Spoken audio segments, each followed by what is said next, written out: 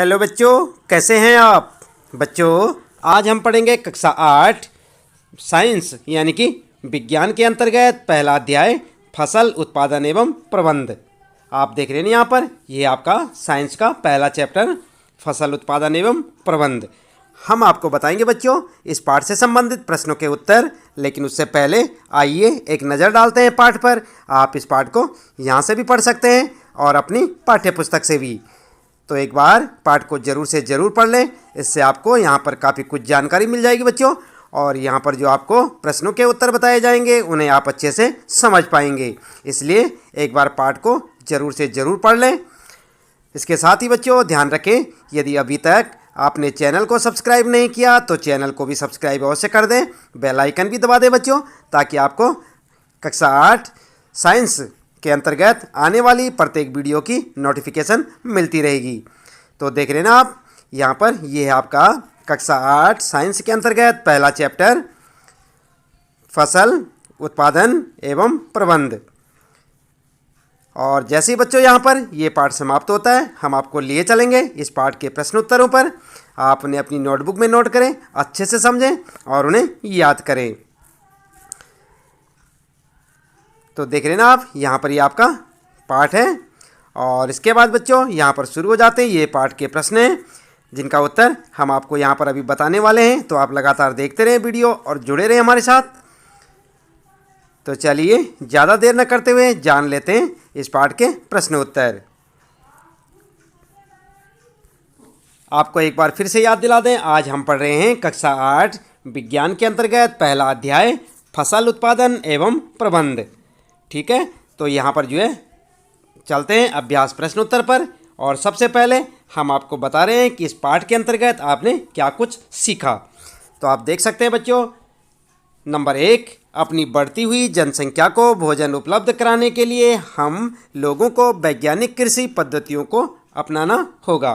ठीक है, क्या करना होगा हमें? वैज्ञानिक कृषि पद्धतियों को अपनाना होगा, ताकि बढ़ती जनसंख्या को भोजन उपलब्ध हो सके। दूसरी बात आपने इस पाठ में जानी बच्चों कि किसी एक स्थान पर उगाए जाने वाले एक ही प्रकार के पौधों को फसल कहते हैं। आई बात समझ में? फसल किसे कहते हैं? किसी एक स्थान पर उगाए जाने वाले एक ही प्रकार के पौधों को फसल कहते हैं। याद रखेंगे बच्चों, ये आपके लिए काफ़ी महत्वपूर्ण जो है बिंदु हैं, इन्हें आप याद रखेंगे। नंबर 3 बात आप याद रखेंगे, भारत में फसलों को ऋतु के अनुसार हम 2 वर्गों में बांट सकते हैं। कौन कौन से?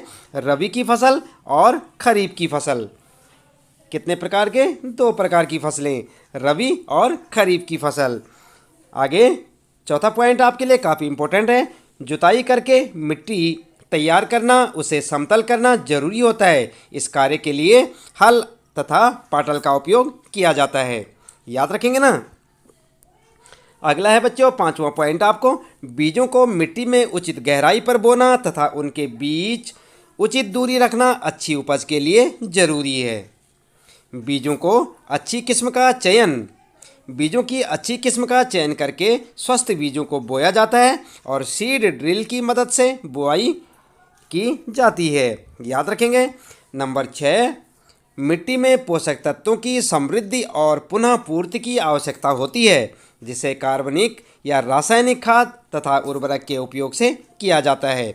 फसलों की नई किस्मों के आने से रासायनिक उर्वरकों के प्रयोग या उपयोग में बहुत वृद्धि हुई है। 7वां पॉइंट आपके लिए, उचित समय एवं अंतराल पर फसल को पानी देना सिंचाई कहलाता है। सिंचाई किसे कहते हैं आप समझे ना। उचित समय एवं अंतराल पर फसल को पानी देना ही सिंचाई कहलाता है। आगे निराई एवं अवांछित या बेकार एवं बिना उगाए पौधों को हटाया जाता है, जिन्हें क्या कहते हैं? खरपतवार। क्या कहते हैं? खरपतवार। अगला पॉइंट है, कटाई का अर्थ है पकी हुई फसल को अपने हाथों या मशीन से काटना। याद रखेंगे। 10वां है, अनाज के दानों को भूसे से अलग करना थ्रेसिंग कहलाता है। क्या कहलाता है? थ्रेसिंग। और इसके बाद 11वां पॉइंट है बच्चों, बीजों को पीड़कों एवं सूक्ष्म जीवों से सुरक्षित करने के लिए भंडारण जरूरी है। और 12वां पॉइंट याद रखेंगे, पशुओं को पालकर भी खाद्य पदार्थ प्राप्त किया जाता है, जिसे पशुपालन कहते हैं। क्या कहते हैं? पशुपालन। तो यहाँ पर ये थे आपके लिए काफ़ी इंपॉर्टेंट पॉइंट थे। यहाँ पर इन आप जो है 10-12 जो भी पॉइंट हैं इनको आप याद रखेंगे कि आपने इस पाठ में क्या क्या सीखा। ठीक है, इसके बाद आइए बच्चों चलते हैं पाठ के प्रश्न उत्तरों पर। अभ्यास प्रश्न उत्तर में, और सबसे पहला प्रश्न आप देख सकते हैं, उचित शब्द छांटकर रिक्त स्थानों की पूर्ति कीजिए। यही है ना आपका पहला प्रश्न। और यहाँ पर कुछ शब्द दे रखे हैं आपके लिए, जैसे तैरने, जल, फसल, पोषक और तैयारी। ठीक है, और ये कै वाला प्रश्न है आपके लिए, एक स्थान पर एक ही प्रकार की बड़ी मात्रा में उगाए गए पौधों को कहते हैं। क्या कहते हैं आपको यहाँ पर लिखना होगा, अभी हम बताएंगे आपको, आप देखते रहें। और ख वाला है बच्चों, फसल उगाने से पहले प्रथम चरण मिट्टी की, यहाँ पर जो है आपको लिखना है, क्या लिखना है अभी हम बताएंगे आपको, आप जुड़े रहे हमारे साथ। और ग वाले में क्षतिग्रस्त बीज जल की सतह पर, और यहाँ पर फिर आपके लिए रिक्त स्थान छोड़ रखा है, यहाँ पर आपको लिखना है, क्या लिखना है अभी बताते हैं बच्चों। और घ वाला है फसल उगाने के लिए पर्याप्त सूर्य का प्रकाश एवं मिट्टी से, और ये 2 जगह यहाँ पर खाली है, तथा आवश्यक है। तो क्या क्या आप यहाँ पर लिखेंगे, चलिए देख लेते हैं। सबसे पहले आपने देखा था कै वाले में यहाँ पर लिखेंगे आप फसल, और ख वाले में तैयारी, ग वाले में तैरने, और घ वाले में पोषक जल। 2 है ना वहाँ पर, तो एक में लिखेंगे पोषक, एक में लिखेंगे जल। तो फर्स्ट वाले में कै वाले में लिखेंगे, ये था आपका कै, यहाँ पर एक स्थान पर एक ही प्रकार की बड़ी मात्रा में उगाए गए पौधों को फसल, यहाँ पर क्या लिखेंगे आप, फसल कहते हैं। ठीक है, तो इस प्रकार से आप यहाँ पर फसल, और यहाँ पर जो आप लिख देंगे तैयारी। ठीक है, दूसरे में तैयारी, और तीसरे में लिखेंगे तैरने, आपको जैसे दिखाई दे रहा है यहाँ पर, ग में तैरने और घ में पोषक तथा जल। यहाँ पर जो है पोषक लिखेंगे, यहाँ पर जल। तो इस प्रकार से आपका ये पहला प्रश्न हो जाएगा बच्चों। दूसरा प्रश्न देख लेते हैं बच्चों। यहाँ पर कॉलम ए में दिए गए शब्दों का मिलान कॉलम बी से कीजिए।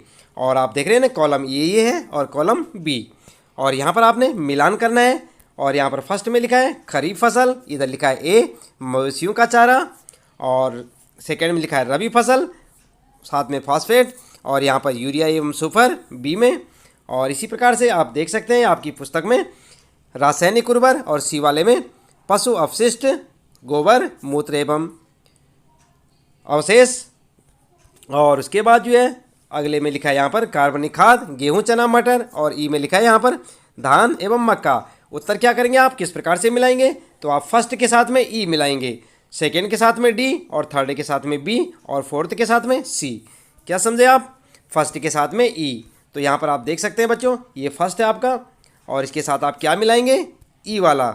ई वाला कौन सा है, ये है धान एवं मक्का। ठीक है, इसी प्रकार से आप इनका मिलान करें, फर्स्ट के साथ में ई, और सेकेंड के साथ वाला डी, और थर्ड के साथ मिलाएंगे बी, और फोर्थ के साथ सी को मिला लेंगे, और आपके उत्तर हो जाएंगे। ठीक है बच्चों, चलिए अगला प्रश्न देख लेते हैं। तीसरा प्रश्न यहाँ पर, निम्न के 2 उदाहरण दीजिए। और किसके देने आपने 2 उदाहरण, नंबर 1 खरीफ फसल का, और नंबर 2 रबी फसल का। तो आप जानते हैं खरीफ फसल में क्या क्या उत्पादन होता है, तो खरीफ फसल में लिखेंगे आप धान एवं मक्का। किसकी फसल होती है खरीफ के टाइम पे, धान एवं मक्का। और रबी की फसल में क्या क्या आती है फसलें, गेहूं और चना।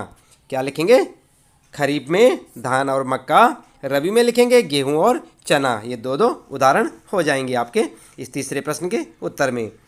अगला है बच्चों चौथा प्रश्न यहाँ पर आपके लिए, निम्न पर अपने शब्दों में एक एक पैराग्राफ लिखिए। तो आपने इन पर लिखना है, मिट्टी तैयार करना, इस पर 1 पैराग्राफ, बुआई पर 1 पैराग्राफ, और निराई पर भी 1 पैराग्राफ, और थ्रेसिंग पर भी 1 पैराग्राफ। यानी इन चारों पर आपने एक एक पैराग्राफ लिखना है, इनके बारे में आपने जानकारी देनी है। सबसे पहले लिखेंगे हम मिट्टी तैयार करना। तो यहाँ पर जो है उत्तर लिखेंगे आप, और क्या लिखेंगे, हेडिंग डाल देंगे मिट्टी तैयार करना। और फिर लिखेंगे यह प्रक्रिया फसल उगाने का प्रथम चरण है। मिट्टी को पलटने और पोला बनाने से पौधों की जड़ें गहराई तक जाकर श्वसन कर सकती हैं। पोला बनाना समझते ना आप, मुलायम और भुरभुरी हो जाती मिट्टी। ठीक है, और पोली बनाई हुई मिट्टी में केंचुओं और सूक्ष्म जीवों को वृद्धि में सहायता मिलती है तथा ये मिट्टी को और अधिक पोला कर ह्यूमस बनाते हैं। इसके अतिरिक्त मिट्टी पलटने से पोषक पदार्थ ऊपर आ जाते हैं जो अच्छी फसल उगाने में अत्यंत महत्वपूर्ण होते हैं। तो इस प्रकार से आप लिख सकते हैं पहले के बारे में पैराग्राफ, मिट्टी तैयार करना। इस प्रकार से आप पूरी जानकारी दे सकते हैं। दूसरा है बच्चों बुआई। क्या है यहाँ पर? बुआई। और बुआई में हेडिंग डाल के लिखेंगे, यह फसल उत्पादन का महत्वपूर्ण चरण है। मिट्टी को तैयार करने के पश्चात खेत में बीज बोए जाते हैं। उचित दूरी एवं गहराई पर खेत में बीज बोना बुआई कहलाता है। ठीक है, बुआई क्या कहलाता है? उचित दूरी एवं गहराई पर खेत में बीज बोना बुआई कहलाता है। बुआई के लिए अच्छी गुणवत्ता किस्म के साफ एवं स्वस्थ बीजों का चुनाव करना जरूरी होता है। उचित बीजों को चुनने के बाद उन बीजों को उचित गहराई तथा उचित दूरी पर बोना चाहिए ताकि प्रत्येक पौधे को पर्याप्त हवा, प्रकाश यानी कि ताप, खनिज एवं पानी मिल सके। बुआई के लिए निम्नलिखित विधियों का उपयोग किया जाता है। और कौन कौन सी विधियाँ? यहाँ पर देख सकते हैं आप, परंपरागत औजार विधि और सीड ड्रिल से दोनों प्रकार से बुआई की जा सकती है। तो इस प्रकार से आप अपना उत्तर लिख सकते हैं यहाँ पर दूसरे के बारे में, ख यानी बुआई पे एक पैराग्राफ। अगला है बच्चों निराई। और निराई पर आप क्या लिखेंगे? हेडिंग डाल देंगे, खरपतवार हटाने को निराई कहते हैं। किसे कहते हैं निराई? खरपतवार हटाने को क्या कहते हैं? निराई। निराई नहीं करने से खरपतवार जल, पोषक एवं तत्व आदि ग्रहण कर फसल की वृद्धि को प्रभावित करते हैं। फसल उगाने से पहले खेत जोतने पर धूप के कारण खरपतवार मर जाते हैं और मिट्टी में मिल जाते हैं। खरपतवार हटाने का सबसे सही समय फूल एवं बीज बनने से पहले होना चाहिए। खरपतवार को हाथ, खुरपी आदि की सहायता से हटाया जा सकता है। आप देखते हैं ना कई बार खेतों में जो हमारी फसलें होती हैं उनके बीच में घास, जंकाड़ या बेकार की वस्तुएं जम जाती हैं, या बेकार के जो पौधे जम जाते हैं उन्हें क्या कहते हैं? उनको हटाना ही खरपतवार का नाश करना कहते हैं, या खरपतवार कहते हैं उन सबको। उन्हें आपको हटा देना चाहिए खेत के बीच में से। जो फालतू फसलें होती हैं, फालतू चीज़ें होती हैं, उनको हटाना ही खरपतवार को हटाना। और यहाँ पर स्रेचिंग है, चौथा लिखेंगे आप घ वाला स्रेचिंग। खेतों से काटी गई फसल से बीजों या दानों को भूसे से अलग करने के प्रक्रम को स्रेचिंग कहा जाता है। किसे कहा जाता है? बीजों को या दानों को भूसे से अलग करना क्या कहलाता है? स्रेचिंग। स्रेचिंग करने के भी कई तरीके होते हैं, जैसे छोटे खेत वाले किसान अनाज के दानों को पटक कर या विनोइंग द्वारा अलग करते हैं, और बड़े खेत वाले किसान कंबाइन मशीन का प्रयोग करते हैं। आपने देखा होगा धान या गेहूं की फसल जब कट जाती है उसके बाद किस तरह से बीजों को अलग किया जाता है, तो उसे क्या कहते हैं? स्रेचिंग। ठीक है, तो इस प्रकार से आप लिख सकते हैं बच्चों चारों के बारे में एक एक पैराग्राफ आपने लिखना था यहाँ पर। और कौन से चारों बारे में? यहाँ पर आप देख सकते हैं मिट्टी तैयार करना, बुआई के बारे में लिख सकते हैं, निराई के बारे में लिख सकते हैं, और स्रेचिंग के बारे में यहाँ से लिख सकते हैं। पांचवा प्रश्न है बच्चों, स्पष्ट कीजिए कि उर्वरक खाद से किस प्रकार भिन्न है। क्या लिखना आपने? जो उर्वरक है ये खाद से किस प्रकार अलग है। खाद और उर्वरक में अंतर आपने बताना है। उत्तर में लिखेंगे सबसे पहले खाद। खाद क्या होती है? नंबर 1, खाद एक प्राकृतिक पदार्थ है जो गोबर, मानव अपशिष्ट एवं पौधों के अवशेष के विघटन से प्राप्त होता है। इस प्रकार लिख सकते हैं। नंबर 2 लिखेंगे खाद खेतों में बनाई जाती है। नंबर 3, इससे मिट्टी को प्रचुर मात्रा में ह्यूमस प्राप्त होती है। और नंबर 4, इससे पादप या पादक पोषक अपेक्षाकृत कम मात्रा में होते हैं, और यह पानी में अघुलनशील होने के कारण इनका अवशोषण धीरे धीरे होता है। तो ये थी आपके लिए खाद के बारे में जानकारी। अब लिखेंगे आप उर्वरक क्या होते हैं। यहाँ पर जो है हेडिंग डालने के बाद आप लिखेंगे उर्वरक एक अकार्बनिक लवण है। इसका उत्पादन कारखानों में होता है। इससे मिट्टी को ह्यूमस प्राप्त नहीं होती। इसमें पादप पोषक प्रचुरता में होते हैं।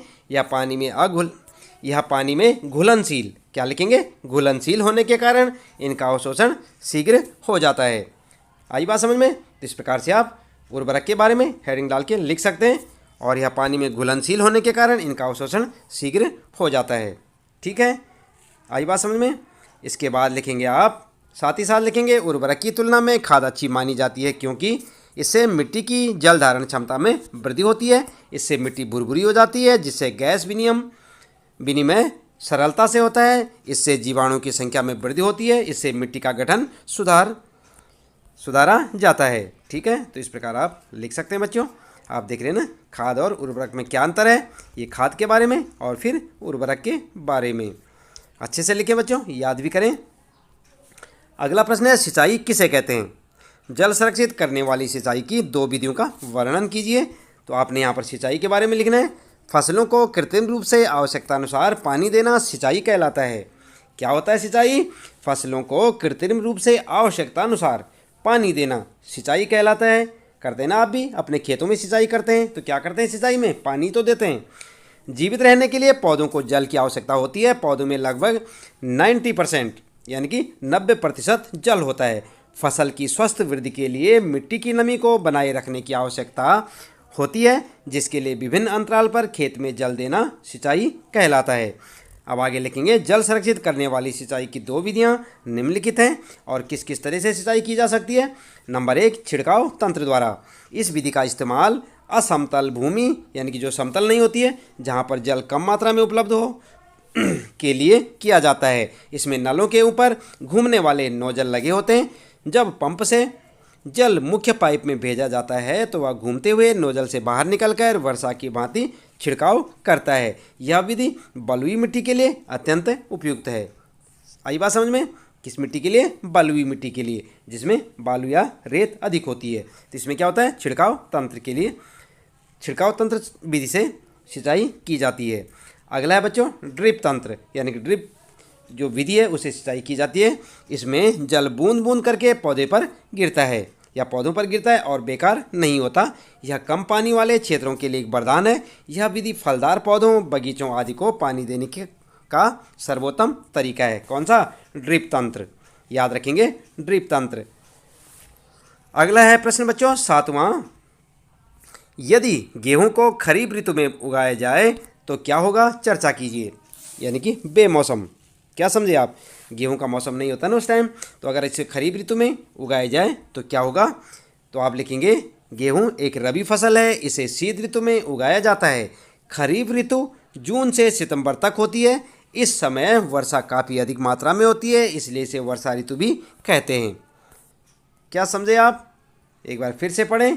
गेहूं एक रबी फसल है, इसे शीत ऋतु में उगाया जाता है। कौन सी ऋतु में? शीत ऋतु में। और खरीफ ऋतु कब होती है? जून से सितंबर तक। याद रखेंगे टाइम।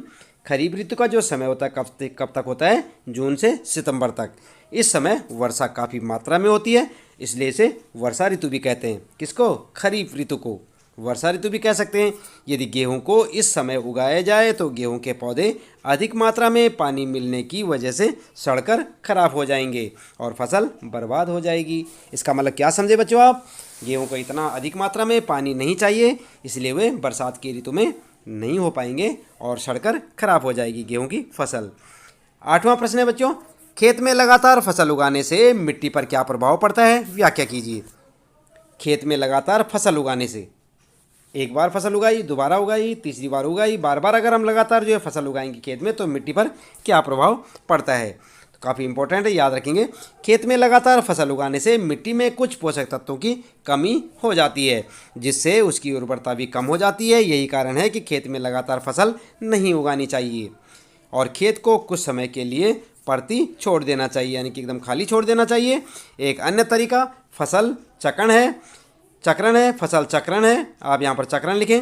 इसमें किसान एक फसल के बाद दूसरी किस्म की फसल उगाते हैं, जिससे मिट्टी में नाइट्रोजन का पुनः पूरण होता रहता है। यानी कि लगातार एक ही किस्म की फसल ना उगाने के बजाय अलग अलग प्रकार की फसलें उगाते हैं, जिससे क्या होता है? मिट्टी में नाइट्रोजन का पुनः जो है पूरण होता रहता है। ठीक है, तो इस प्रकार से आप लिख सकते हैं यहाँ पर 8वां प्रश्न और उसका उत्तर। 9वां प्रश्न है बच्चों, खरपतवार क्या है? हम उनका नियंत्रण कैसे कर सकते हैं? उत्तर में आप लिख सकते हैं, खरपतवार के बारे में भी हमने आपको पहले भी बताया। खेत में फसल के साथ कई अवांछित यानी बेकार पौधे उग जाते हैं। आपने देखा होगा गेहूं या धान के बीच में कई जो है बेकार पौधे उगे होते हैं। इन पौधों को खरपतवार कहते हैं। इनको निराई के द्वारा हटाना बहुत ज़रूरी होता है, क्योंकि ये फसल की वृद्धि पर प्रभाव डालते हैं और पशुओं एवं मनुष्यों के लिए विषैले भी हो सकते हैं बच्चों। उनको नियंत्रण करने के कई तरीके हैं। क्या क्या तरीके हैं? नंबर 1, फसल उगाने से पहले खेत जोतकर इससे खरपतवार पौधे सूखे मर जाते हैं। क्या है? फसल उगाने से पहले खेत जोतकर। आई बात समझ में? इतना समझें आप किस तरह से हटा सकते हैं। फसल उगाने से पहले खेत जोतकर, इससे क्या होगा? इससे खरपतवार पौधे सूखकर मर जाते हैं। यानी खेत में जो जमे होंगे फालतू बेकार के पौधे वो क्या होंगे? सूखकर उखड़ जाएंगे और जब उखड़ जाएंगे तो फिर सूखकर मर जाएंगे। नंबर 2, फूल एवं बीज बनने से पहले हाथ से खुरपी आदि की सहायता से पौधों को उखाड़ना। यानी कि आप देखते हैं कि खेत में कुछ बेकार पौधे जमे हुए हैं तो उनको आप जो है खुरपी या हाथ से उखाड़ कर फेंक सकते हैं। नंबर तीसरा तरीका है खरपतवार से बचने का। खरपतवार नाशी रसायनों का उपयोग करके इससे खरपतवार पौधे मर जाते हैं। कई केमिकल या दवाइयाँ ऐसी होती हैं जिससे अवांछित पौधे या बेकार जो पौधे जमे होते हैं वो जो है सूख जाते हैं या सड़कर गल जाते हैं। तो इस प्रकार से आप इन विधियों को अपना सकते हैं यहाँ पर खरपतवार को नियंत्रण करने के लिए। अगला है बच्चों 10वां प्रश्न यहाँ पर, और इसमें पूछा है निम्न बॉक्स को सही क्रम में इस प्रकार लगाइए कि गन्ने की फसल उगाने का रेखाचित्र तैयार हो जाए। क्या उगाना आपने? गन्ने की फसल। तो यहाँ पर देखेंगे आप, प्रश्न आपके लिए ये है, फसल को चीनी मिल में भेजना नंबर 1, नंबर 3 5 में लिखा है यहाँ पर मिट्टी तैयार करना, नंबर 2 में सिंचाई, नंबर 3 कटाई, नंबर 4 बुआई, नंबर 5 मिट्टी तैयार करना, नंबर 6 खेत की जुताई करना और नंबर 7 खाद देना। अब इसको जो है आपने सही क्रम में लगाना है कि सबसे पहले क्या कार्य होगा और उसके बाद क्या होगा। तो उत्तर में आप क्या लगा सकते हैं? उत्तर आप इस प्रकार से लिख सकते हैं, सबसे पहले हमें क्या करना होगा? मिट्टी तैयार करनी होगी, फिर खेत की जुताई करना, फिर बुआई करना, खाद देना और सिंचाई, फिर कटाई और फसल को चीनी मिल में भेजना। तो इस प्रकार से आप अपना उत्तर लिख सकते हैं बच्चों। देख रहे हैं ना आप? ठीक इसी प्रकार से आप अपना उत्तर लिखें। इसके बाद 11वां प्रश्न है, नीचे दिए गए संकेतों की सहायता से पहेली को पूरा कीजिए। यहाँ पर आपके लिए एक पहेली है और पहेली में क्या है आप देख सकते हैं। इस प्रकार से ये बना हुआ है, यहाँ पर एक टेबल सी बनी हुई है, ये देख सकते हैं आप, पहेली अंतराल बना हुआ है। और यहाँ पर क्या करेंगे आपने देखना है कि ऊपर से नीचे की ओर नंबर 1 सिंचाई का एक पारंपरिक तरीका और बड़े पैमाने पर पालतू पशुओं की उचित देखभाल करना, नंबर 3 फसल जिन्हें वर्षा ऋतु में बोया जाता है और नंबर 6 फसल पक जाने के बाद काटना। इसी प्रकार से बच्चों बाईं से दाईं ओर आपको क्या लिखना है? शीत ऋतु में उगाई जाने वाली फसलें। नंबर 4 पर लिखना है एक ही किस्म के पौधे जो बड़े पैमाने पर उगाए जाते हैं। और नंबर 5 पर लिखना आपने रासायनिक पदार्थ जो पौधों को पोषक प्रदान करते हैं। नंबर 7 खरपतवार हटाने की प्रक्रिया को क्या कहते हैं, ये आपको लिखना है। किस प्रकार से करना है सबसे पहले आइए देख लेते हैं उत्तर में।